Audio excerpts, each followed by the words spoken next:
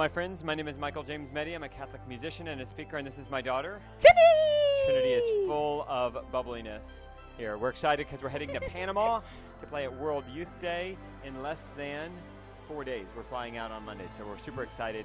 We're going to go to Mass this Sunday, of course, and then we're heading for our long journey to Panama. Super excited about that. But this is our video series, Why Does It Matter? And where we answer the question, why does it matter that we go to Mass every week? And it matters a ton because God wants to speak to you. So Trinity and I just read the Gospel for this Sunday, which is a very special Sunday, the second Sunday in Ordinary Time. Woohoo! And when it's Ordinary Time, they just have the ordinary Gospels, right, Trinity? No. Ordinary time is the time of peace. Just wanted to say that. No, the Gospels are not ordinary. A Gospel is never ordinary. It's always very, very special and important. So tell us what happens this Sunday in the Gospel readings. This Sunday in the Gospel readings, it talks about how Mary and Jesus' disciples went to a wedding in Galilee. The wedding at Cana in Galilee. And when they all went there, Mary noticed that they ran out of wine. And wine was like the special drink of this time. Everyone loved it. And especially at a wedding, which is so important. Which is so different from today, where wine is something that everyone loves. Go ahead. and so Mary noticed that they had ran out of wine. And so she told Jesus, they have no wine. And he says, woman, why does your concern affect me? My hour is not yet come. And Mary still told the servants, do whatever he tells you. And so Jesus said, fill these giant jugs with water. And when they filled the jugs to the brim. And then he said, now go take it to the head waiter. And I noticed two very crucial things. One, he said, go now. And on my daily schedule, I have things I do. I have my rosary, I have my schoolwork, I have my chores, and then I can kind of, hang out, relax. I have my music, and then I can breathe again. But he says, not just, okay, your wine is ready. It says, go take it to the head waiter now.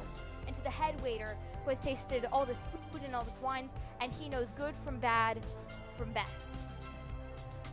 So, yeah, those are the two things that I noticed. So why do you think that means, that he said, take the water to the head waiter now? Why do you think he did that? Because it's not just, oh, I now have water. He also did this miracle where he turned the water into the wine. But it also is a significant event.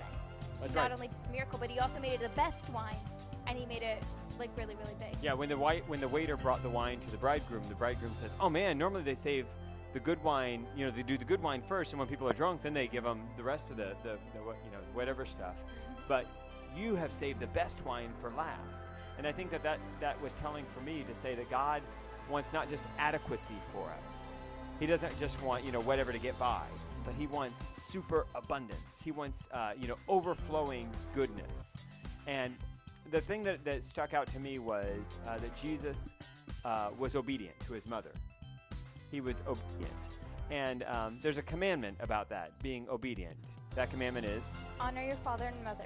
The fourth commandment. Commandment 4. There you go. And that doesn't just stop. It doesn't say honor your father and mother when you're a child, or honor your father and mother only when you're living at home, or honor your father and mother, when it feels good. It says honor your father and mother, and that's different whenever you go off to college, or different when you leave the house, or when you first get married. I know honoring my father and mother was different then than it is now. It's different whenever your father and mother might be getting into old age, or moving into retirement homes, or things like that. That it's something that lasts our whole life.